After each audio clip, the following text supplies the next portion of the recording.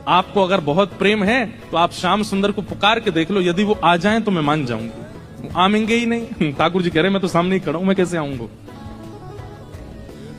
किशोरी जी से कह रहे हैं ललिता विशाखा है भूल जाओ, बाकी सब बातें न भूल जाओ। आपको प्रेम है ना श्याम सुंदर से, तो मैं आपसे शर्त लगाए के कह रही हूं, आप पुकारो।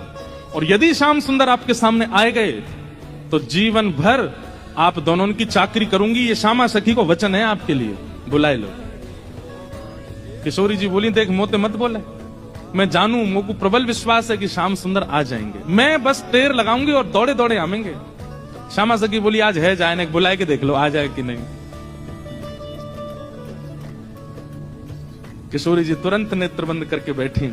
नेत्र बंद करके किशोरी जी स्मरण कर रही हैं श्याम सुंदर को, और जब कह रही हैं कि हे श्याम सुंदर मैं तो आपकी दासी हूं, जबकि ये बात गलत है। ठाकुर जी दास मानते हैं अपने आप को किशोरी जी के चरणों का, लेकिन आज किशोरी जी ने वास्तव में तो बात यह है कि जैसे ही नेत्र बंद किए हैं किशोरी जी ने और स्मरण करना प्रारंभ किया, कहां है श्याम सुंदर, कहां है मेरे प्राणनाथ, कहां है मेरे जीवन धन। तो जैसे किशोरी जी ने नेत्र बंद करके स्मरण किया तो किशोरी जी पूरे ब्रजमंडल में भ्रमण कर आई, लेकिन ठाकुर जी नहीं मिले। किशोरी जी बोली आज श्याम सुंदर गए कहां, आज मेरे प्राणनाथ गए कहां। और ध्यान लगा करके देखो, श्याम सुंदर किसी गिरी कुंज में तो नहीं बैठे, कहीं यमुना तट पे तो नहीं बैठे, कहीं दूर तो नहीं चले गए, दिख क्यों नहीं रहे हैं। और तभी किशोरी जी को ढूंढते ढूंढते ढूंढते दिखाई दियो बरसानो भवन। किशोरी जी कह रही है बरसानो भवन क्यों दिख रहा है। तभी किशोरी जी को दिखाई दियो अपनो ही निकुंज, ये मेरो निकुंज कहीं को दिखाई दे रहा है। अरे अरे कहीं ऐसा तो नहीं श्याम सुंदर यहीं कहीं छुप करके बैठे हैं। और मन में ध्यान से देखो तो किशोरी जी को अपनो ही अंतःपुर दिखाई देने लगो।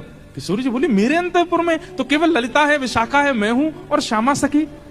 और ध्यान लगा करके देखो तो क्षुद्र घंटिका दिखाई देने लगी जो श्यामा सखी ने पहन रखी है। किशोरी जी बोली ये क्या क्षुद्र घंटिका, ये तो मैंने अभी कहीं, अरे ये तो श्यामा सखी की कमर पे देखी।